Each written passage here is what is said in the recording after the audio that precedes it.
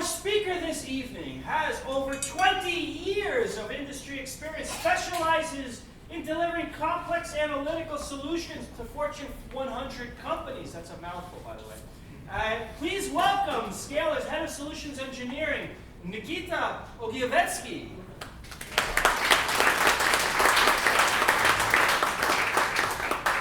Thank you, guys. Thank you, everyone, for coming. So my name is Nikita Ogievetsky, as Eric mentioned. Thank you, Eric, for the introduction. So before joining Xcalar, I was with various investment banks. So it was quite a journey. I was always my heart was always with the product side and with engineering. So it was kind of building systems, leading, running the executive and leadership roles. But I always wanted to move to a product company to make things right, because all product companies, all vendor companies that I was kind of interacting with in my role were not like a bit of a tunnel vision here and there. And then about 2 years ago, I met with the founders of Skyler, and I was really blown away by their vision, at how they really want to democratize access to big data, how they want to really make the very complex things very simple and available, because it really becomes a staple, right? You need data, you need analytics to pretty much drive anything, and hopefully through this presentation I will be able to share with you how it's done. You can hear? All right.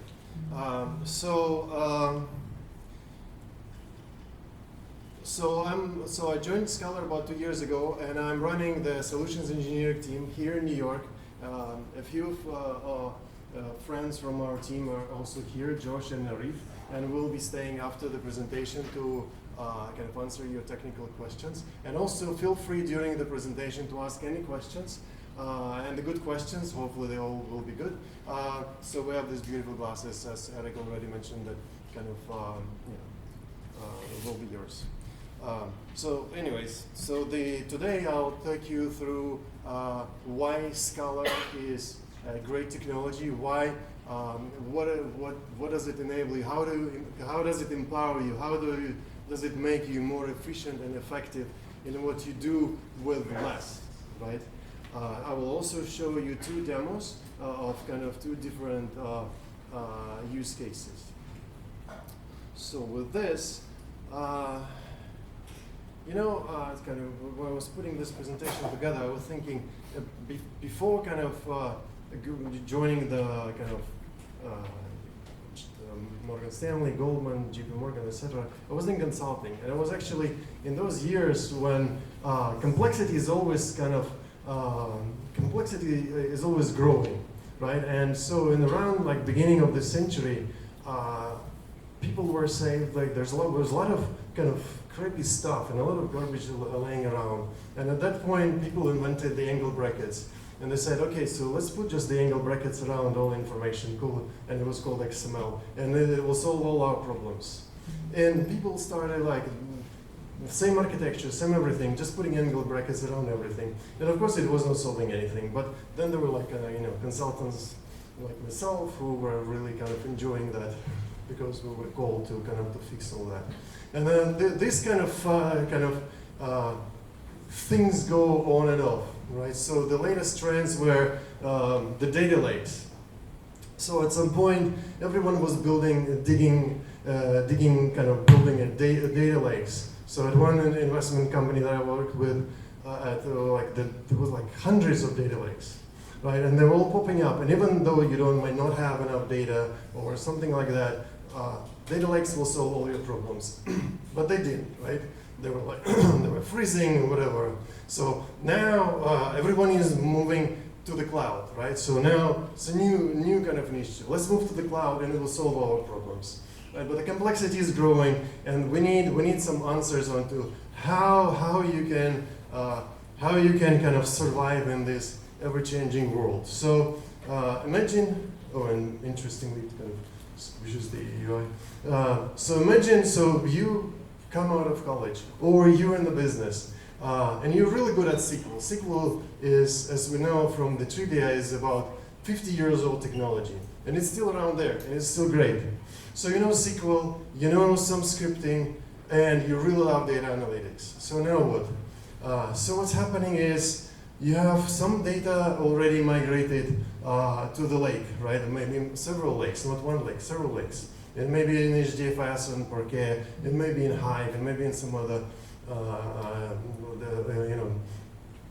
data lake technologies. Some of it is still in RDBMS or in NoSQL databases. Some of this in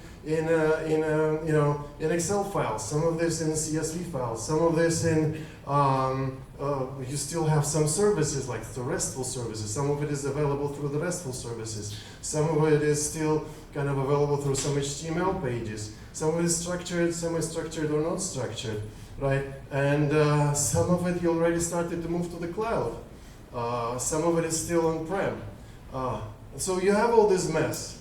And now you're coming in and you're tasked to now give me the insights, right? Do some analytics, do something make something out of this data. So what do? You need to explore and profile this data. You need to make sure that the data quality across all this mess is right. You need to kind of apply maybe some business rules.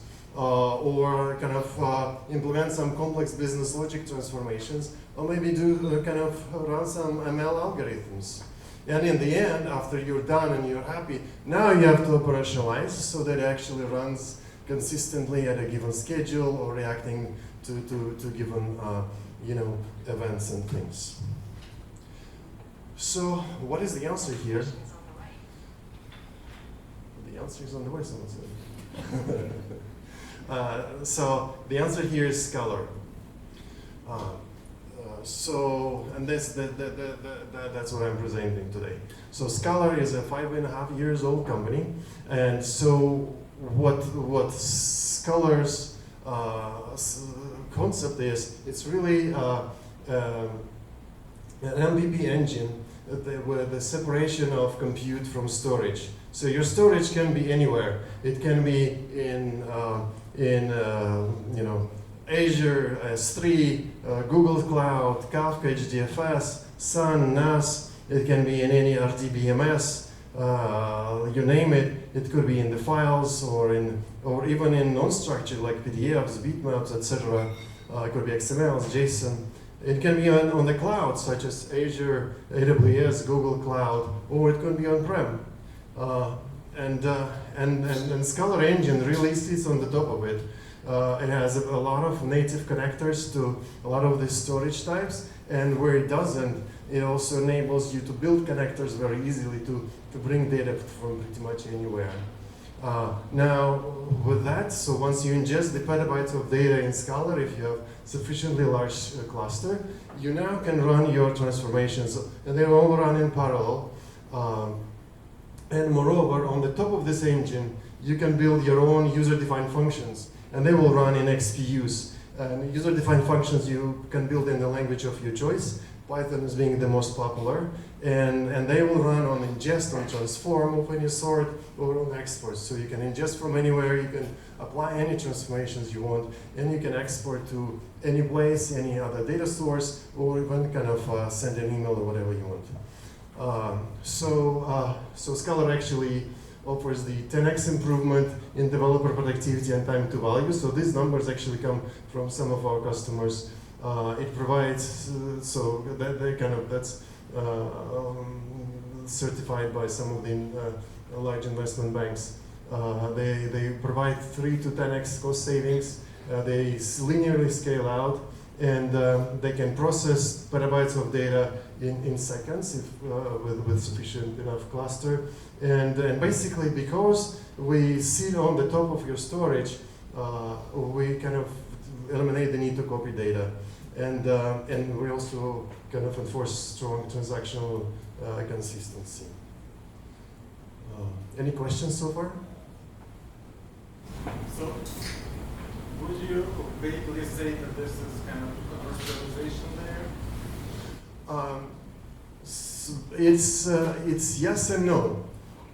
It's much more than virtualization layer. It's more a layer that allows you to run complex business transformations, and that's what I'm going to dive into. But we can sit on the top of anything. And from that perspective, virtualization later.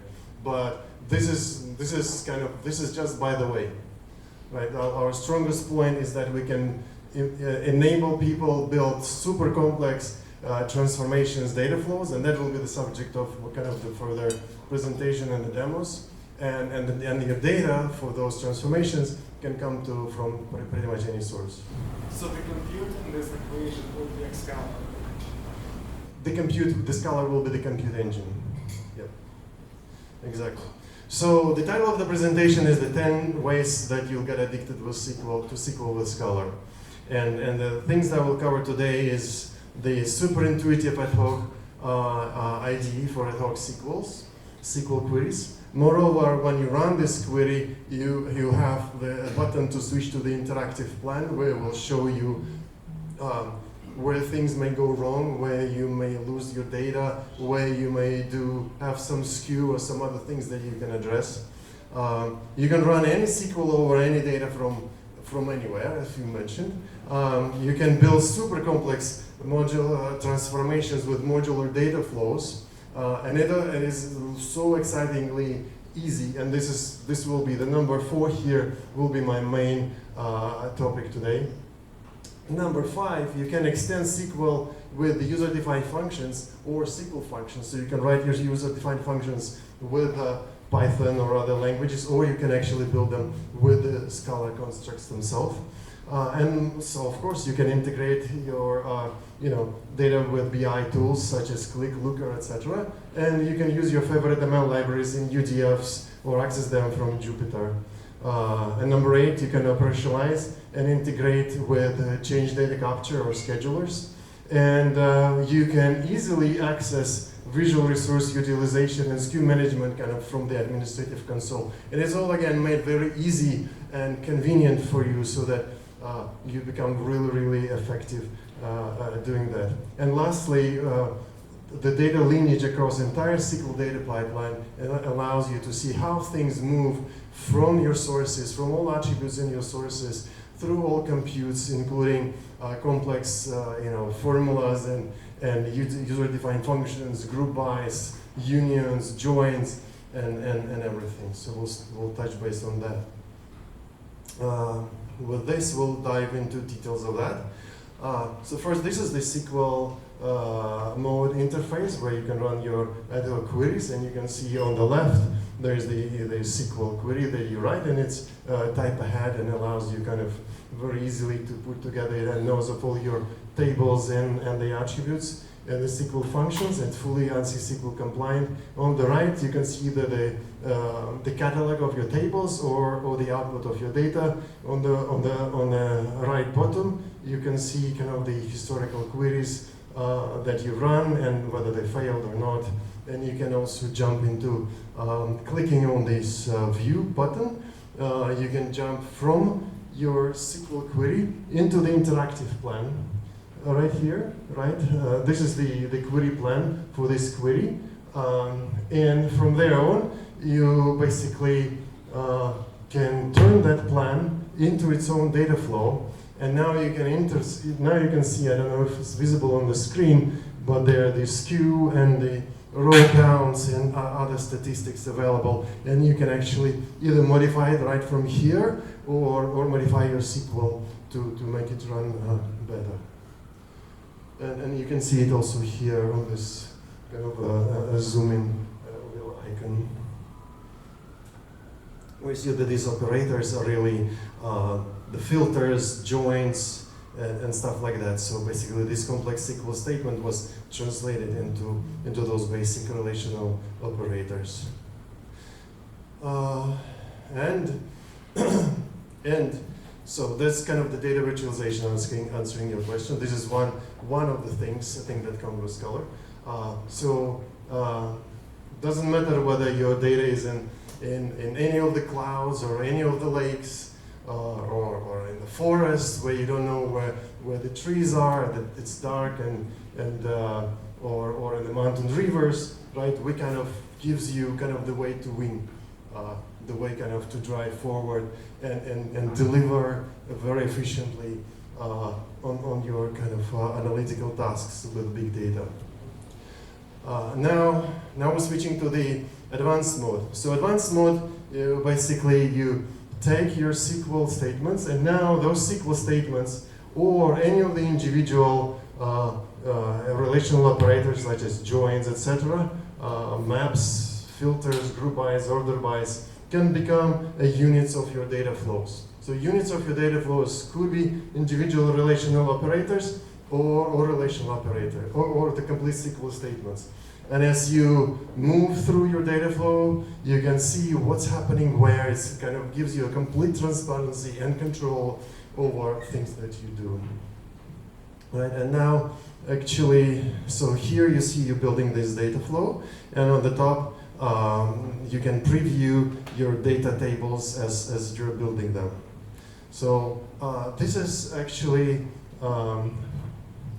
this is a project that was done for one of our customers, and that's where we turned 20,000 lines of Java code over Spark that someone was just revisiting for spending 6 month effort to do that. We turned them into these visual data flows where we're really all kind of complex Spark code now sits just behind plain vanilla SQL statements. Very easy to troubleshoot. Very easy to view as your transformations are moving along, which we'll see when we go to the demos. And to compare this kind of 3 modular data flows, that was the original, basically the Java code, right? It was long development and troubleshooting cycles, dependency on scarce expert programmers, and really there was no IDE or ability to troubleshoot or debug what's going on. Very long time to value. And for us, it basically was kind of 10x performance boost. So instead of 4.5 hours, it was running 15 minutes, this batch, and it took 2 weeks instead of 6 months to deliver. So now moving to the next 5, which is the extensibility. So again, you can extend your SQL, your ANSI SQL with your user-defined functions. See here, actually, a user-defined function that uses storage machine learning library is introduced, and now you can actually use this function from your SQL as if it's just a SQL operator. Or you can build SQL functions which are similar to parameterizable views and use them from your SQL queries. Or if you have your favorite machine learning libraries, you can integrate them right here, either in your user-defined functions, as we saw with Torch, or you can actually access any structured in Xcalar from your Jupyter notebooks, and which are natively integrated in Xcalar as well. BI integration, so those are 2 screenshots from 2 different projects. One is Tableau, one is Click, and obviously anything else can be used as well to integrate with Skyler published tables. Operationalization, so firstly, besides just running it from this IDE, you can also execute it from the batch, from the kind of either connecting to some of the change data capture streaming tools or schedulers, or you can build your scripts and run it from some of the command lines, and basically you can process micro batches or just run it at predefined frequency. This is the kind of the administrative screen where, as you're running your data flow pipeline, you can also watch how all of nodes on your cluster actually the resource utilization. And here you can see that we actually utilize almost 100% of the CPU. So utilization of your infrastructure is pretty much complete, which gives a lot of efficiency gain. And lastly, before we jump into the demos, data lineage analytics. So here with that same projects where where we had this 20,000 lines of code translated into SQL-based data flows. We noticed that there might be some inefficiency or some duplication, right? Because as people are writing those Java classes over years and years, they probably don't remember, or it's probably different people who are writing those classes, right? So firstly, when we put this in the visual data flow, you see right away where you do something that you already done, or where you do something that you're not using later, right? But sometimes, nevertheless, it's quite useful to take an attribute, and then trace that attribute either to the beginning, as it's done here. So there's 4 attributes that trace to the beginning to see where they came from. And you can see that there's 2 of them came from here, and then the rest came from about 7 different other tables. And you can also, and that kind of helps you a lot, understand your data quality issues when something happens in production, or understand while you're developing stuff. Where you can identify fields of interest so that you don't bother with things that you don't need. And you can also track it source to result, which is on the right-hand side, where you can predict impact of source columns changes. If something changes in the source, what will be affected. And also you can remove unnecessary transforms that you don't need. Any questions so far before I move into the demos? Oh wait, I forgot to give away the glasses. Did you give the glasses? Tom. You had a glass. No, he got one. There you go. Yeah. Oh. So the question is, Yeah, sorry. question is the working set towards in the data flow has to be limited to the memory? Is it the working set? The working set? Is it limited to the in memory? Right. So we have to, again, there are two modes. It's a great question. The question is the working set limited to the memory? So there are 2 modes. There's interactive mode and there is a batch mode. So in interactive mode, which we'll see soon, as you're building your data flows, we keep data of your previous tables, and you keep metadata so that you can roll back, go forth, etc. Right? So that kind of is a bit expensive. And we also keep all your attributes around as well, but because we don't know what you want to use next, right? But then when you operationalize it and turn it into kind of the production mode, right? Now we only kind of look at the attributes that you need. We know, because of what we don't need, we just don't take, right? So then kind of a tremendous optimization happens, and at that point we actually much more efficient than, and that's kind of what was referenced by the 10x TCO reduction, where we need 10x less infrastructure for the same performance. Okay, so it's 10 microbytes. Correct. Yes, please. And there was a question over there. Can you talk about the performance, the Spark's pipeline, how fast it's recording, how much data was processing, and the daily performance after you process it or refactor it into the So the question was about the performance. That specific project.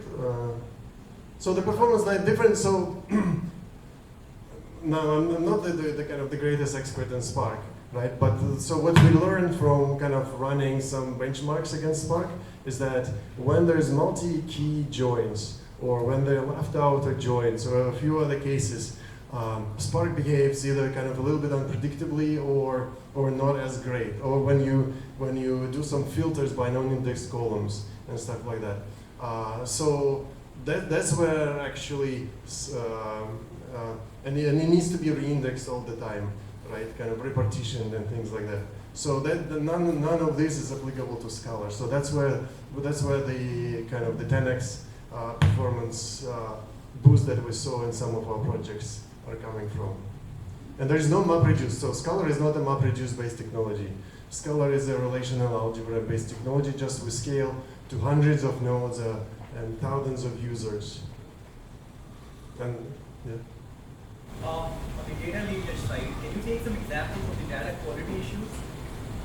What are the examples of the key data quality issues? The data quality issue, so that was actually the reason we've used this in this specific project was because there was a bunch of transformations which you don't know, is it used or not? You spend time kind of re-implementing it, but then what happens with it, right? So it's like it's a really fight with inefficiency.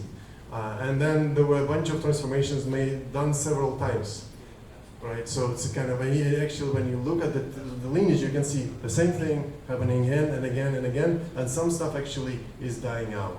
Now, the data quality is a different story, which type I will touch base now, right? With data quality, I'll just jump into it in the next demo. I'll touch base where the data quality monitoring comes into play, which kind of is driven by the business rules. So basically, the secret is that the business rules is a metadata that is just another type of a data, and I'll show you how we kind of incorporate it here. So your system is your system running on cluster or it's running on this specific machine? You mentioned that you collect data from different sources. Yeah. So this system. So in this case, it's a 10-node cluster, right? The data and compute are separated. Okay. Are you using Spark inside? Or No, we don't use Spark inside, but we can plug into HDFS. We can plug into Hadoop, we can plug into anything. We can read Parquet and stuff like that, but we don't use, but this is not Spark based. But do you run on the nodes where the data is? No, it's a separate cluster. It's separated. So how is that efficient then? If you don't use data locality, you don't use Hadoop infrastructure, you don't use all of this, how is that efficient? Did you re-implement all this stuff that other companies in the whole world was implemented for 10 or 15 years? How is that efficient? How is our relational engine efficient? Yeah, I mean, But that's why the company was funded. Right, but there is a reason why the big players, Oracle, Microsoft, others, do not go and just take their Oracle or Microsoft SQL Server and run it on the cluster, because it's completely different. You can run Oracle clusters. You can run Sybase IQ clusters. You can run Parexel clusters. You can run databases in the cluster. It's just they just don't scale. They didn't learn how to scale.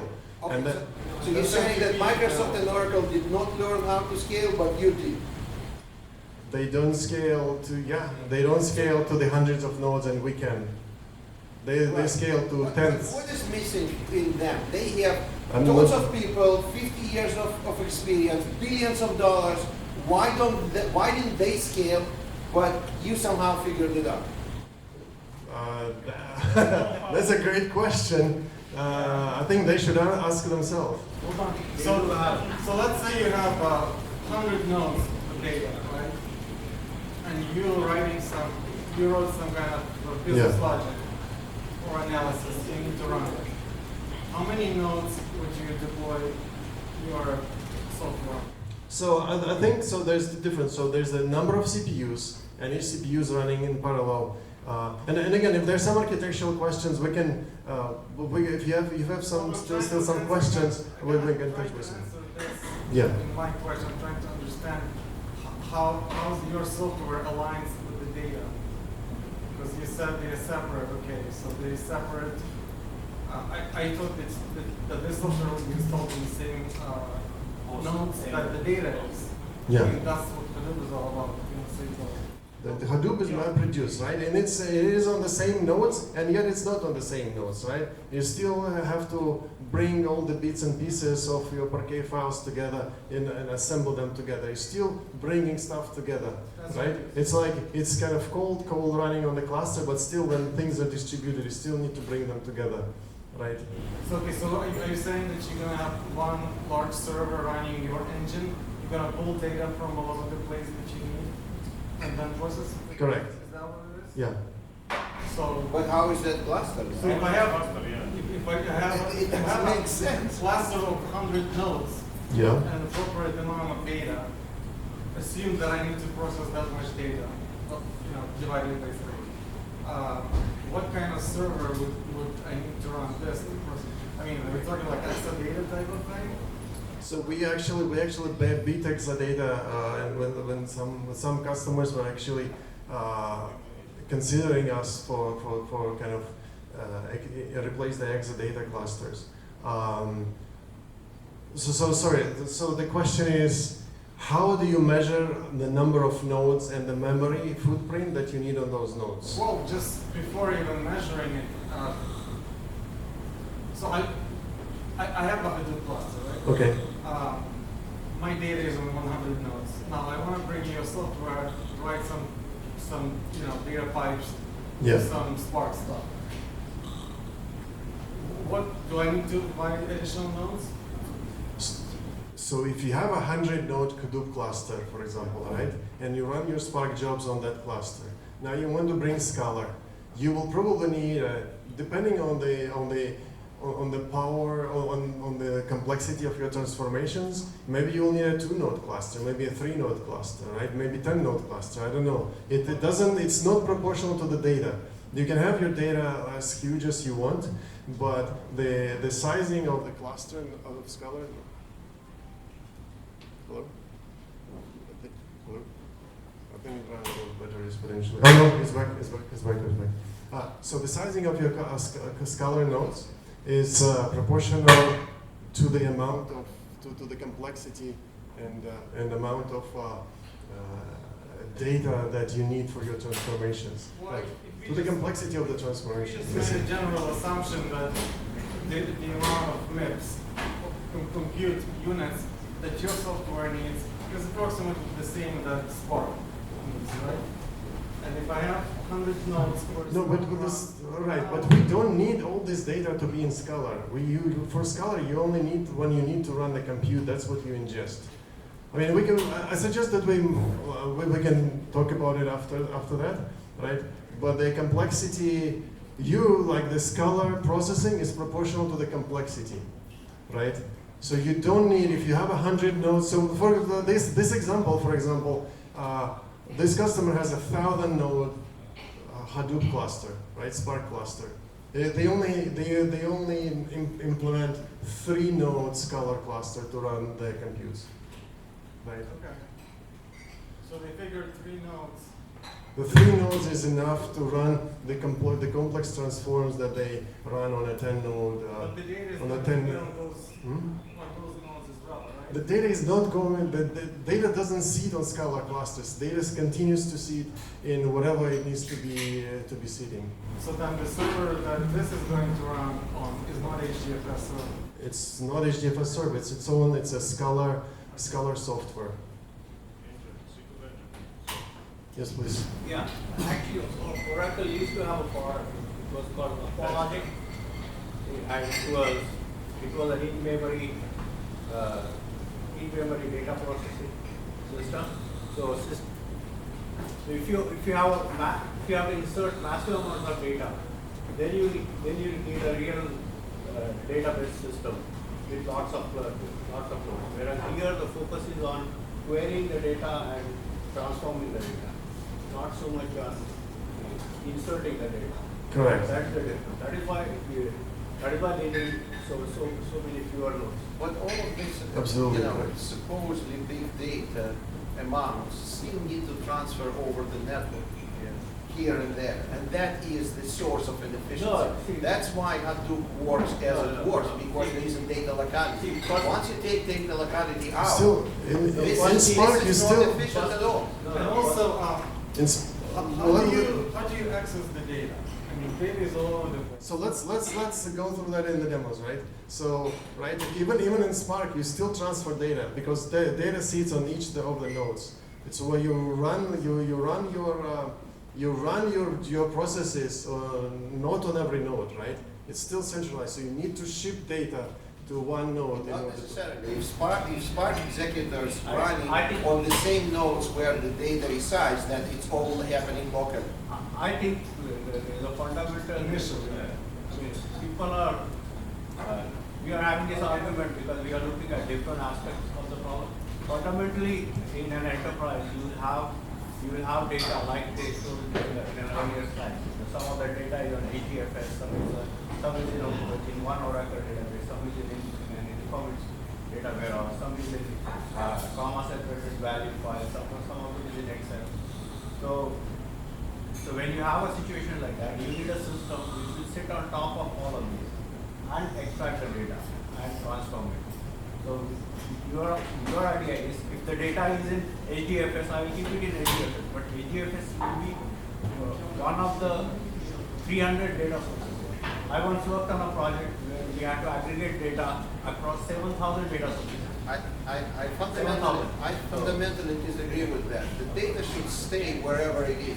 And then the system that manages that data should be able to basically propagate those execution units back into the data and get it from there. So this is how the propagation works. Because if data resides in many different systems, if you will start loading this data into some centralized place, this is the source of inefficiency. In any data, any kind of a data layer, you always try to push the query down as much as you can. All right, let's take the conversation let's, offline and let's keep going on the presentation. And also the evidence is is officially available if you need that we are 10x more efficient than the Spark scripts, doing the same thing on the same level of infrastructure. I understand it's kind of surprising to you, but we can deep dive into architecture separately if you're interested. I'll be happy to do that kind of on a lower level deep dive. So anyways, but to your point, here, like in this example, for example, data comes from some data we come from the bigger data come from the data lake. Some of the business rules come from a JSON file that sits on the file system, and then some reference data comes from Postgres. So the use case here is it's a kind of a made up a bit use case. It's a post-trade surveillance system where data needs to be kind of what's being watched for here is the client favoritism, so that basically we want to make sure that the clients who placed the trade who placed the trades later didn't get their trades executed earlier than other clients that placed the trades earlier than that, right?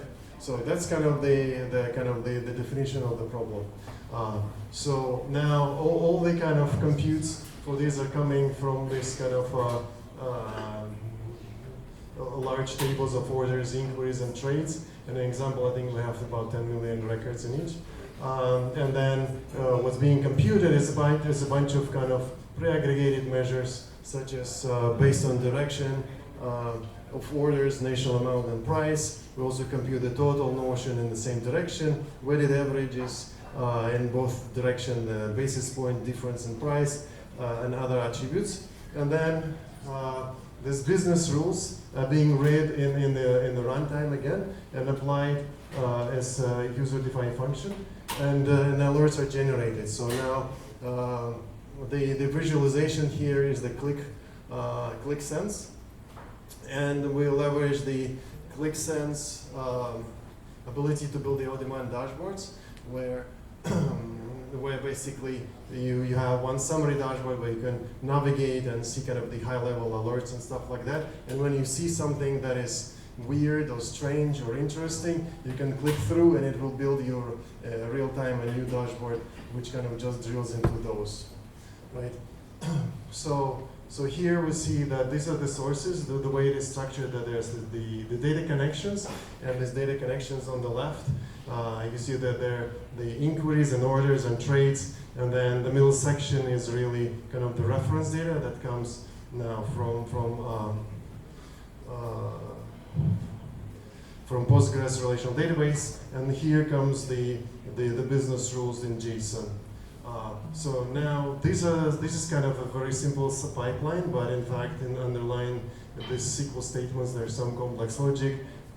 And in this map transformation, which is the basic kind of a relational algebra transformation, this map, which was computed, this function, which was computed real time, is being applied to derive the alerts. And lastly, lastly, we build the data cubes that are now exposed and published into the BI tools. And so basically, that's what we'll see, how we convert the JSON into Python UDF and then apply it in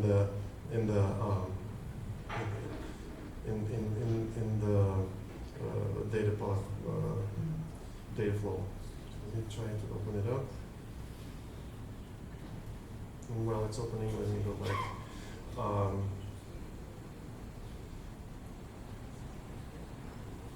Right. So you see that there are basically two screens. So one is the client-facing, so watching the exposure of customer clients to fraudulent, to potentially fraudulent trades. There's a number of fraudulent alerts versus not, the different types of alerts. And the other screen is, for example, the trader facing screen, so that the trader supervisors can identify potentially suspicious activities where some traders have more alerts than others, and then they can start drilling into trades of a specific trader, and then for a given day, and then just look up for all trades of that trader. So now let's switch to that. So here you see kind of this data flow. You see how you can basically connect all your sources, and we'll, in the second demo, we'll see how we connect to, how we can build those connections. So here you can see, basically, you can see that this data is linked to a JSON file, right? And it basically creates, if you can preview the result, and it's right here. You can copy that result of the transformation of this JSON file, and it comes here.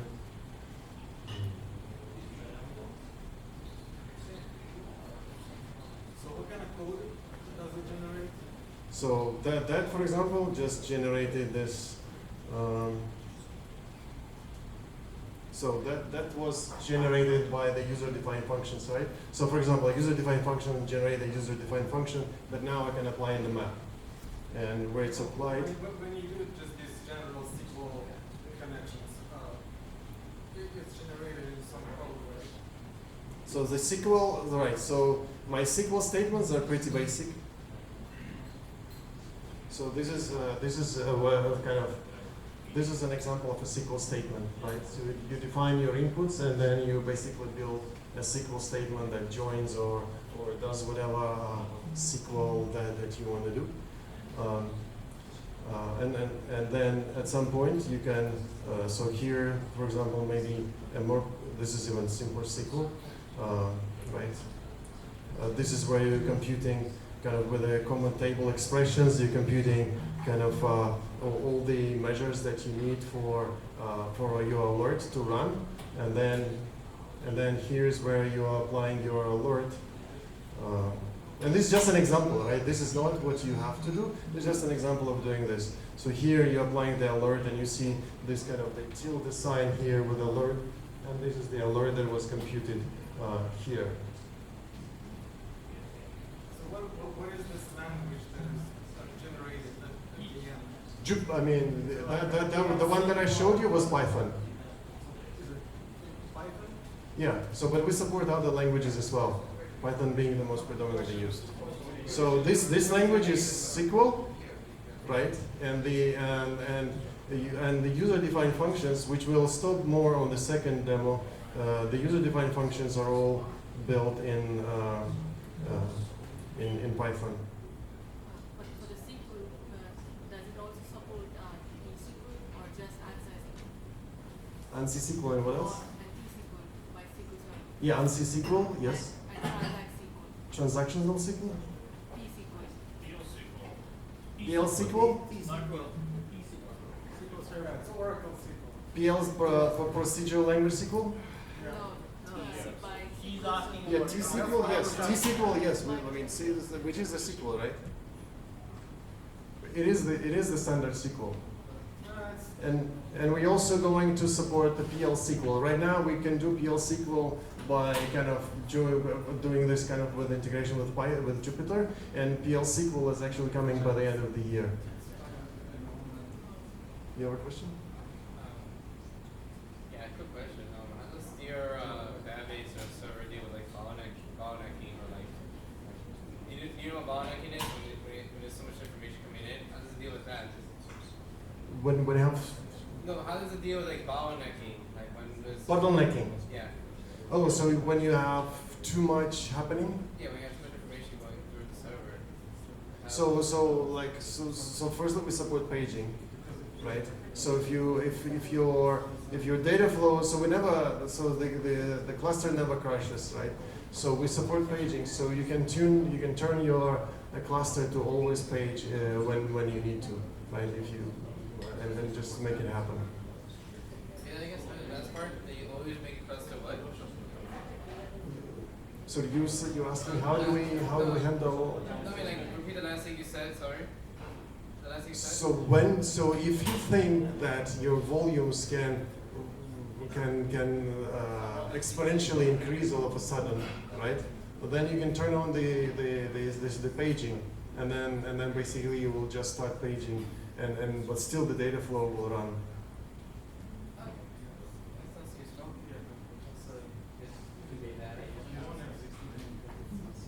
Right, and how are we doing on time? Right, so let me real quickly.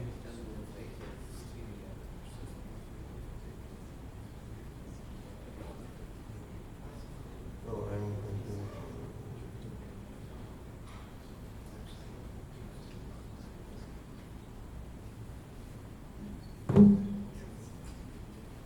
log in here.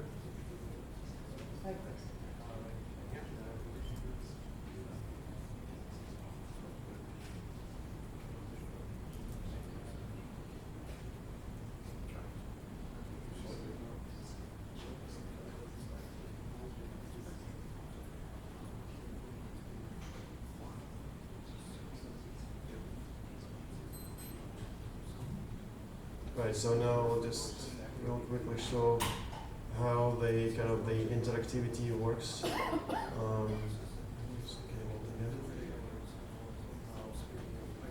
All right, so let's suppose that I'm really interested in this guy. So so the scenario is that I am the trading supervisor, and I want to really understand what's going on, why this within the organization of this Stephen Shear, one of her traders have the most amount of alerts. Then so I'm zooming into that. I'm zooming into the day about 5 years ago when this have happened, and now let's see.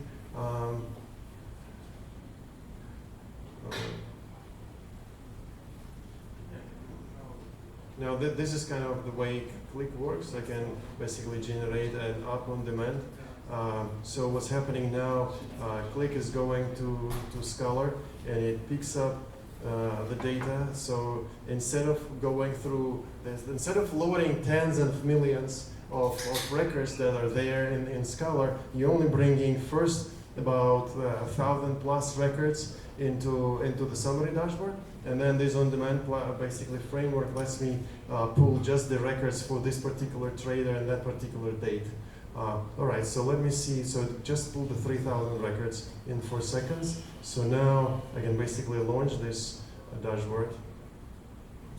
And now this is the freshly generated dashboard. So when we connect from Tableau, obviously the query just goes kind of interactively. So now this is a brand new dashboard that was built on demand. I can zoom in into this maximum kind of the client with which this trader Yolanda Clark have done maximum of alerts, right? Because I just zoomed into the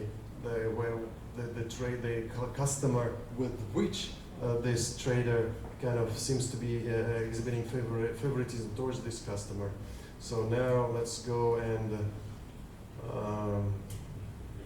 generate. So again, I can delete this guy and generate a new dashboard here. So and again, Click goes to Xcalar. It picks up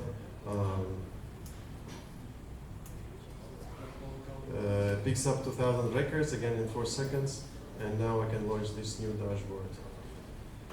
Right. So it basically lets me build very lightweight dashboards where I don't need to overload the infrastructure, the Click infrastructure, or if it was Tableau, then I can just build dynamic interactive queries from Tableau. which we also have. So any more questions on this? Where is this Skyler here in this example? Xcalar was right here. That's Xcalar. This is the Xcalar IDE. So now I want. Yes, but when it's running, where is it running? Where is it running this SQL? Who is processing this SQL? Your system or database, or who is processing that SQL, which is? Yeah, you the know, SQL is being processed right. So by this two node cluster. But where is the engine? What engine processes? Xcalar. Xcalar is the engine. Xcalar is the relational, the algebra-driven engine that processes the queries, right? It's the query engine. The data can reside anywhere you place it. So how do you interact with other systems? You have some socket-based, like, you know, There are many different GDC ways. or anything. How do you? So if you want to bring data, there's different ways of interacting, right? You can interact with data. Actually, there are few things. Most common one is that you interact with data on ingest. Basically, you point your data sources to the places where you want to bring it in. For example, we have native integrations with Parquet, so that when you start in interactive mode, you see all things that you want to see, and then when you This is connection between your system and the data. correct. But if I write the SQL, how do I interact with your So Skyler? this through this Is there interface. JDBC drivers, or how do I interact? So there are two ways that you interact with Skyler. One is what I'm doing right now, which is I'm building this interactive data flow. This is my IDE. This is the IDE in which I I built. understand. This is Right. like proof of concept stuff. You do something visually, you create something in user interface, and then it runs somewhere. Correct. But let's say I'm doing CS stuff. I have my SQL written. How do I run my SQL on your system? So the other way of running it will probably I'll just kind of Because while you we're don't need talking. SQL for this thing. You can just interactive, right? You can interact with this. So with I this can user. interact with this stuff in two ways. I can write SQL. I can write ad hoc SQL right from here, right from Skyler interface. I can write SQL from like Tableau can generate SQL, or Click can generate SQL, or some other BI system can generate SQL. I will show you here in this part of the demo, we have actually a web server that issues SQL queries over ODBC connection, right? And then they go and they query the same published tables. So I can interact with Skyler in two ways. One through SDK, or through ODBC, or through other kind of, those are the most popular ones. ODBC. Or JDBC. ODBC, JDBC, SDK. So you have the drivers for JDBC and ODBC Correct. into Scala. We have Your ODBC. own drivers. We have, yeah. Well, we actually leverage Sparks, but we also have different versions of drivers. We also use Spark ODBC driver as well. So we'll leverage some of the open source stuff. And actually, maybe this will answer some of your questions. Let me jump and start from the SQL mode.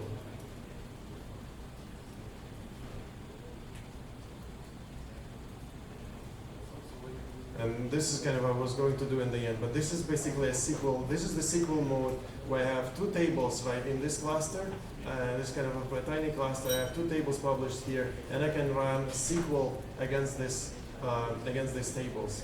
And in the end of the demo, I'll show you how the same SQL is being applied from is it ODBC or JDBC? I think.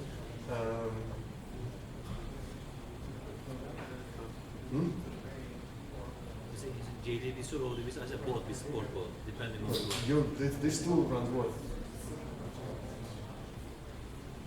mine's JDBC. JDBC. So in this case, so the demo will show today, which can show how putting them together, running from JDBC. But let me jump into this pipeline. So here, the data comes, the 4 data sources you can see. two of them come from Excel spreadsheets, one comes from a bunch of CSV files, and one comes from actually RESTful services. So we actually build the connectors, and this again is a custom connectors, but it's so easy to build these connectors to bring data from anywhere, including from RESTful endpoints. So the use case here is actually we're running a natural language process to extract data from some Q&A board. And after that, we kind of process this data that it was collected with NLP to extract some knowledge graphs and then visualize those knowledge graphs. So where it came from, so some of my friends who were working in one of the large investment bank, they wanted to, they're kind of running the legal department, and they needed to process data from multiple policies that are kind of spread across multiple websites and kind of in a semi-structured way. And then because basically any processes in the large bank could have been affected by one of the policies changing, right? So now you really need to be able to derive this root cause analysis. So this was just a demo implementation to show how this could be done. So let me show you this discourse. Which is really like a Stack Overflow. There's an XML, there's a Skyler discourse website where you can actually go to kind of find some information about Skyler or ask your questions and get them answered. So it is organized in a way that you have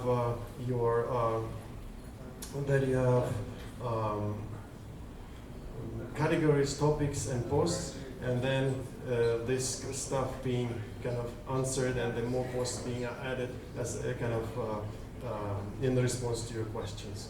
Right, so now when you see here, this is,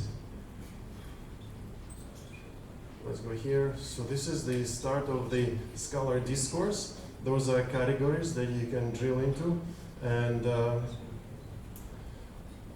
let's say you go into operators. So the operators is a category, and then the topics are the operators, and you can drill through them.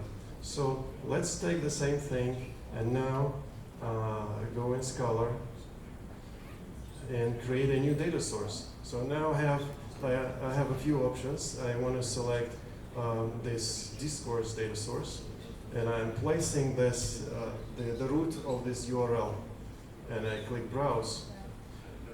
And guess what? Here's the list of my categories, and within each category there's a list of topics. So I can choose one category, for example, and I want to ingest them all.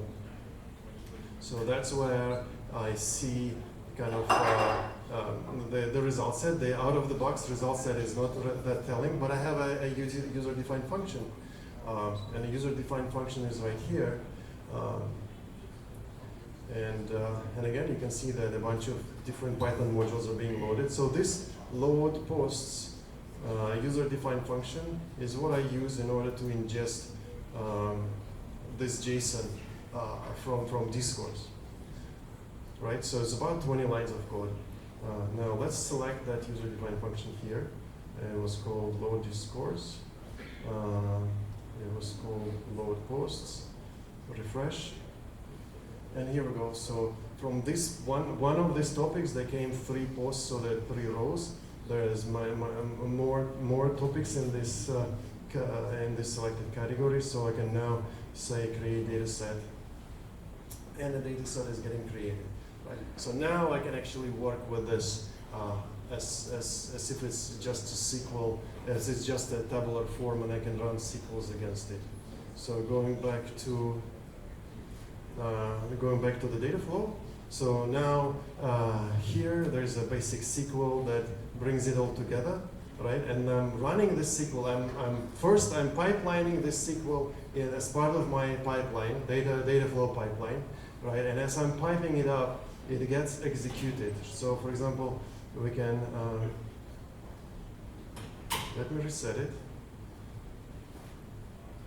and let's start executing this pipeline. So first, when I execute this SQL,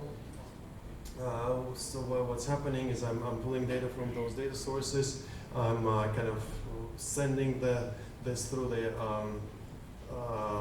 beautiful soup to remove all the extras from phrases, and now I'm building this flat structure, right? So this flat structure is built by merging data from some Excel files, some CSV files, and the RESTful discourse Xcalar website. And now, moreover, as you see here, I can build custom nodes that I can then share with my business users, right? So this again all about efficiency, how I can make things super efficient. So there were a lot of questions about the performance, right? But besides the performance, where I think one of the strongest sides of Skyler is actually really empowers you to do very complex things in a very simple way. And actually kind of facilitates collaboration where the engineering, when the engineers can come in and they can start building these libraries of user-defined functions, or libraries of custom nodes, or libraries of reusable data flows. So for example, here, there's a sentiment, right? So the only thing I need to do in order to run the sentiment analysis is basically built in, bringing this sentiment node. And what's inside this sentiment is really a map function. And that map function calls this UDF called getSegment. And that getSegment is basically calling stuff from an NLTK. It could be anything. It could be any ML library or NLP library or any other library that you want to bring. So here, just wanted to show. So this is the function that does the sentiment by calling this Vader from NLTK, right? And then kind of get nouns, get stems, etc. Are being kind of invoked from these other nodes here. So once get the sentiment, then do the position tagging, do the kind of extract the noun stems, which is kind of the roots of the word, of the phrases, the roots of the nouns. Then bring in kind of these common stems so that I can get rid of the noise. And here we go. And then we get the kind of the corpus finally built. And in the end, after I'm done with that, I run this kind of, so Eric says that I'm kind of running out of time, so do real fast. So in the end, I'm kind of extracting the similarity. So I just wanted to show that I also, how I can extend my SQL with running UDFs right from SQL. So as you see in this SQL statement, I'm looking for the similarity between different nouns. And this is basically calling this NNP similarity UDF, which I basically built in Python. And then I kind of use this similarity to kind of implementing kind of a TF-IDF algorithm to find like the nouns that are related to each other. And then kind of, I will not go into the details of this specific semantic graph standard because we're running out of time, but basically the topics that have names and occurrences and various resources, and the topics have associations, right? And associations could be a different type. So, and this, the way I structured my my data flows here is that here's the associations, here are the topics. So there's a similarity associations, mentioned in associations, containment associations, and these are names and occurrences and other resources. And now let's just see how it all kind of works here. So let's go to temporary table. So here we go. So now what's happening here, as opposed to the previous example where Click was issuing queries against Skyler. So here the tool that I think Riv just kind of done in a few days, yesterday or so, this tool is basically querying Skyler and brings in all the neighbors. And how it brings all the neighbors, it kind of runs the same query that you see that we just looked at here, right? That's the same query just run from the external web server, and just this kind of roots of the stuff is being substituted. And so, all right, so let's see what we see here. We see that this Temporary table is being related to data flow graph, which does make sense. So the temporary tables are tables that are being created between kind of, that will be dropped when I operationalize, but that I need in order to build my interactive graphs so that I can go back and undo and redo and stuff like that. They're related to some active tables and to worksheets. So I can click through active table, for example, and now it refocuses on the active table, again, issuing another query, and now I can see, okay, this active table mentioned positively. This is kind of the green means it's a positive mention, and if I click here, it basically launches the page where it was mentioned. But that basically gives me kind of the ways to navigate between and kind of drill and find the relationships between things. Because we're running out of time, I think Eric indicated that kind of we'll probably be closing now. What I wanted to mention as well is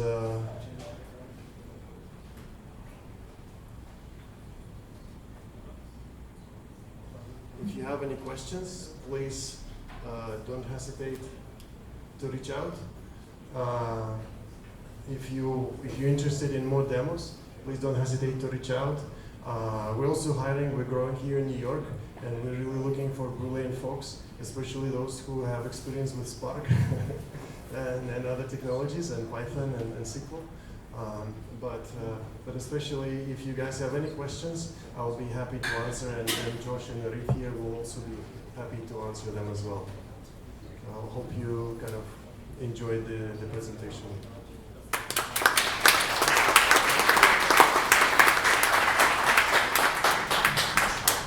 Thank you, Nikita. We are now going to raffle off the Beats headphones. Let me get the... Has everybody entered their card who wants to have a chance to win? Yeah, a couple more here. A couple more here, so throw your card in. Don't just raise your hands. Anybody else? Going once, going twice. You have? Oh, you're doing it now. All right, anybody else? Can Skyler employees? No, sorry guys.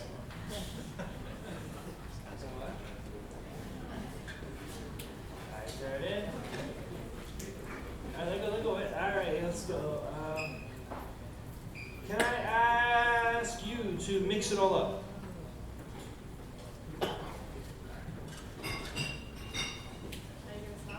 No, you just mix it up until you're done. See someone's receipt there. That's a funny trick. Can I ask you to look the other way and reach in and pull out a card?